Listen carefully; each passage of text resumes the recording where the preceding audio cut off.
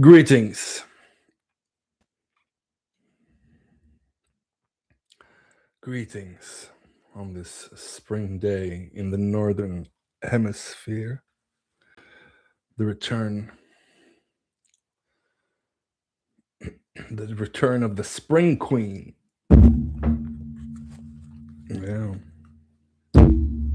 So, welcome back to another live from the Norwegian woods. Once again, I'm your host, Olfaknes Gray from nightwolfalchemy.com.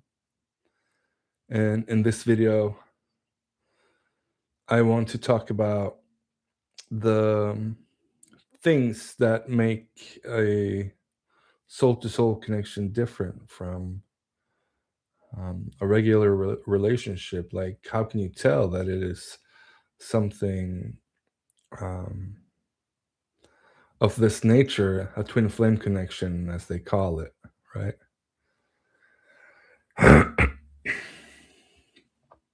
And it transpires differently from connection to connection, but across the board, the shared unified field is one of those markers for a mystical union. A shared unified field, meaning, telepathy, sharing the same energetic field, the auric field, sharing the Kundalini energy rising in both of them is a very strong component of the soul-to-soul connection. That's kind of what starts the mystical union, and with the heightened states of consciousness, which are also, of course, very important markers for a mystical union. Without a heightened state of consciousness, without an exalted state of consciousness, we would say that it may be something else, a different kind of connection.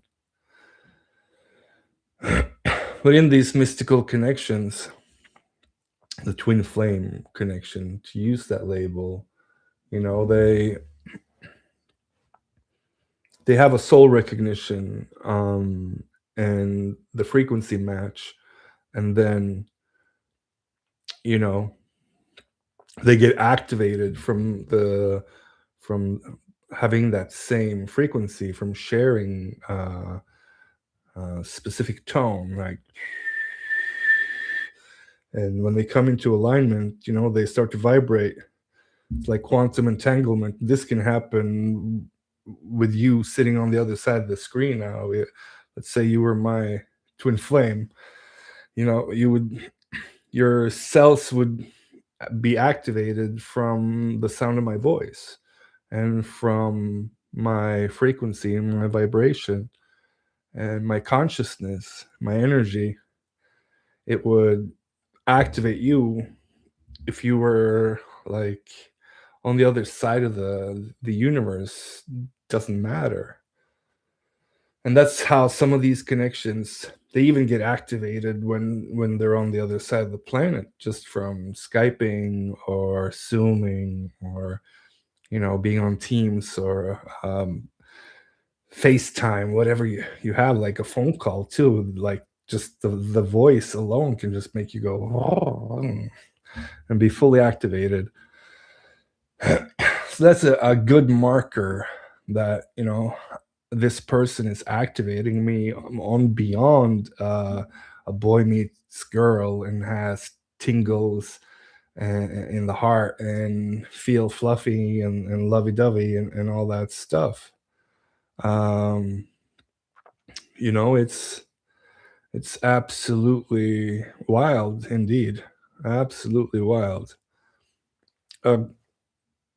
Real thoughts here. says I can feel when he's back in town because my body feels it. Absolutely. That's how it is. You can sense when they're getting closer. Um, you can sense when your connection is arriving even. Like I remember some of these connections I could feel that something was being birthed in my field before they even showed up in my field of awareness, so to speak. They were coming in through the astral, and that's another thing. You'll have kind of dreams and preparation, energetic, um, like an energetic business card of sorts. Like here, long before they even show up physically in your field of awareness. So like, oh, something which is coming. I can feel it in my bones, and then in comes this connection into your life, and your life is forever changed. Like it's alchemy. You'll be forever changed, and that's the difference, I think. And more than anything, a relationship will change you. Like you know, um, every person, every relationship, every encounter has the potential to change you in some kind of way. But the way that you're just forced to change, you have no choice than to be forever altered by this encounter, by this energy. It's just out of this world. So then they're activated, the kundalini starts flowing, um, and then they begin to enter this exalted state of consciousness where they begin to share the unified field. They experience telepathy. They can feel the other person, what they're feeling. They can feel what the other person is thinking, even sometimes share the same thought. Um, Sometimes listen to the same song at the same time without even, knowing. And then just kind of you can feel them listening to it. It's almost like you can hear the echoes of them singing along, type of deal. That's how powerful it is. Um, and then they enter this state, this bubble love phase, where it feels like it's only the two of them in all of creation. It's the two of them in connection with the divine. And that's why it's called the divine union, even when it's anything but divine in the way that, they express triggers eventually, and toxicities and patterns and programs and stuff from Earth that is anything but divine, but we get a little pre-taste. It's like they get a taste first of what they can do together, how far they can go, where they came from, and where they can take it. And then it comes a fall from grace, where they fall into a power struggle, and they just are struggling with their egos to figure this out, to let go of patterns, to let go of toxicities, and let go of their attachments to outcome and love and belief systems and ideas about love and relationships and all that stuff.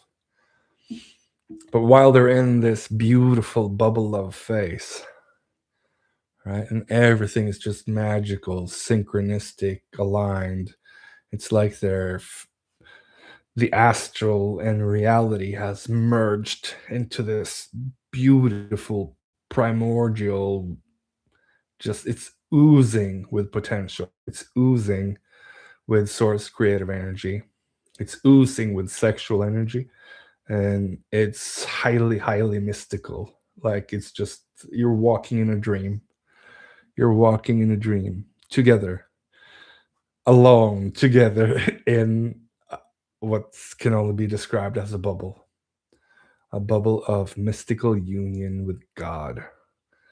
And that's, you believe that it is this person that has taken you there, that you can never go there again without this person. But This state is your birthright. And through the alchemical processes, you can get there on your own, and you have to. You have to learn how to climb those stairs and to get into that state of consciousness on your own if you are to facilitate and create a sacred union together. You have to earn it to keep it. And so you have to really, really work hard to clear everything in your energetic body, your emotional body, your physical body, lots of detox, detox of, popular culture, cultural programming, toxic consciousness, um, and be very, very mindful of what it is that you read, listen to, eat, who you're surrounding yourself with, in terms of what you allow into your consciousness, and all these things. But you have to get back there on your own. That's why you're in separation. That's why you experience separation. You have to get back there on your own. And you have to let go of needing to be with the twin altogether. You have to let go of them completely. The attachment to love, your ideas of love, and like my friend Dio says, you have to be love. And being love is easier said than done. All right? Be loving. Be loving to yourself, and to be the heart of the place that you're in. Hold the door open for, old ladies, and um, help somebody carry a load, or be of service, not just online for money, but be of service from the goodness of your heart to the people in your community and around you. And if somebody needs some help, or somebody needs a good, good word of wisdom, or a listening ear, then you be that in the place that you're in. Because we were strategically, there I went and did it all. Strategically, I did it. Strategically placed all across the planet, all across Gaia, right? English is not my first language. So strategically placed all across the board in a grid, boom, boom, boom, boom, boom, boom, for us to spread out this energy, for us to share that frequency and template other people, template the people that are not twin flames, template the people that did not come in with this specific frequency and energy to begin with, but template them with that sacred union template, the new template for love and relationships on planet Earth. So we get to do that gig, and it's supposed to be fun. And too many are suffering on this journey and not realizing that they're here as source emissary, template holder, a guardian of a frequency, a guardian of the sacred union, a guardian of the graduate consciousness, the divine light.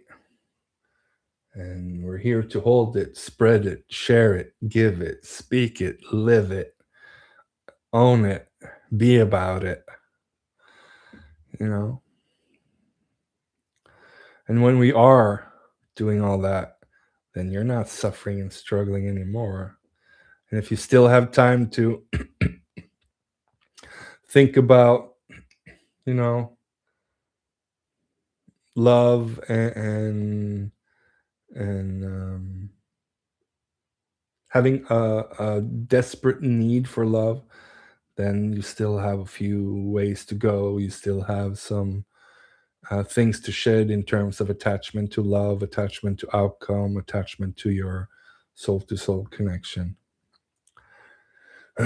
Some of us will lose our connection and it will be replaced with another connection because your mission is more important than the two of you together. And I'll repeat that. The mission of sharing this template and consciousness is more important than the two twin flames or soul to soul connectees, so to speak. So you will come to find yourself, maybe, God forbid, I have had people in my community that have lost their twin flame. Their twin flame has died in an accident or due to health related issues from the life that they lived before getting activated and all that stuff. And when that happens, you know, um, you will be supported from the divine. You will be supported from your divine beloved as well through the ethers, but you'll also be given a new connection. I've seen it time and time again. Even when a soul contract is ended due to abuse, like let's say narcissistic abuse, physical abuse, violence in the soul to soul connection, then the soul contract is often null and void and the connection ceases to exist. And there's no connection between the two of them anymore. One or both of them are set free to figure their shit out, to get their shit together. And sometimes they might find their way back to each other. And other times they meet a new connection after a while of soul searching and therapy and all kinds of things, rehab, whatever it takes. And sometimes they are guided, by a higher self to undergo treatment, do certain things in order to get back to um, state of consciousness where they could be given a sacred union to hold down and anchor this template together. And with all the challenges that we have here on planet Earth in shedding the cultural programming and shedding addictions and habits and toxic traits and narcissistic templates, addiction templates, um, you know, religious templates, belief systems, ideas of love and relationships, and things that are standing in the way of sacred union. Um, it can often be too much, and with these challenges down here on Earth, we knew that when we came here. So it's in the contract. It's in our soul contract that this is going to be challenging, and we may not make it. And if we get to union, we may not get to keep it. It's hard work through and through. Even then, maintaining a vibration and consciousness, maintaining the connection and union, being connected to yourself first so you can connect to the other one, connecting to the divine so that you're divinely aligned, all that stuff. It takes a lot of work. I'm not gonna lie. It takes a lot of work. And I've seen, connections that have been together for 10 years, 15 years, 20 years, and they still come up against challenges, earthly challenges. And sometimes those challenges, can tear them apart. And still, you know, um, remember that we came here for a specific mission, and I say mission, I mean that mission. You came here with a mission to do something special. To do something special. I'm not saying anybody else is not special. Everybody is special and unique in their own way. And everybody has a specific divine blueprint that they came in with their talents, their gifts, their traits, and they're here to give them away. And the Matrix takes that away from us. We have to take that back. But our awareness of that is inside of us. Our awareness of that divine blueprint and that everybody has a specific talent, a gift, a trait, or more to share with the world to make it a better place. We have that within us. We have that knowledge. We have that wisdom. It's in our own blueprint. And so sharing our divine blueprint, our consciousness, our frequency, our voice, our light, our presence with our communities online, you know, not being afraid to share that with the world. And that's why you find a lot of us, writing music, poetry, authors, actors. You find a lot of the twin flames in the creative realms, but you also find them in in the health sector. A lot of them, especially in the health sector, you find them as healers, as practitioners of well-being of all kinds, and for a reason, you know.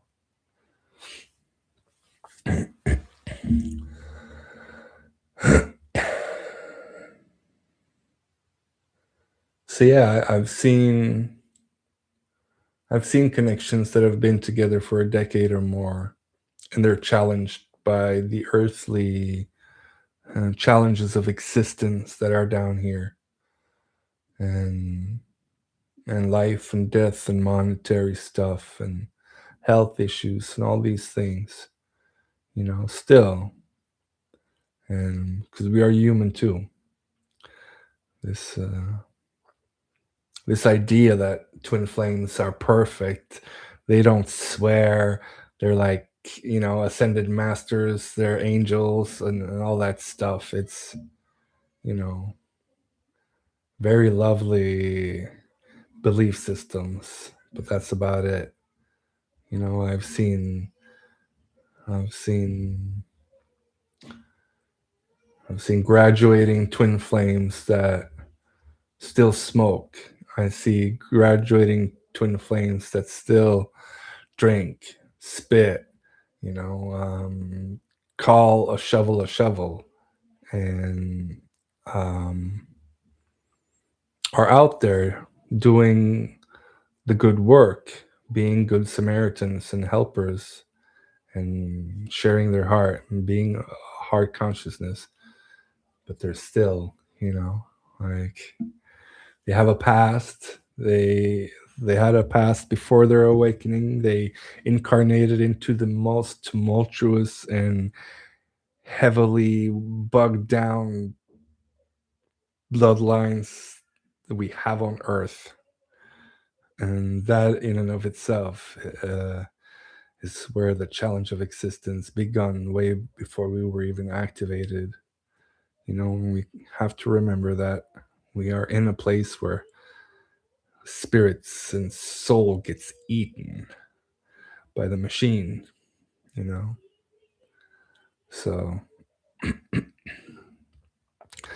it's important that we take good care of ourselves and um, try to make it a lovely ride. Try to remember that you're here to do good things and to have fun. Don't make it about your twin,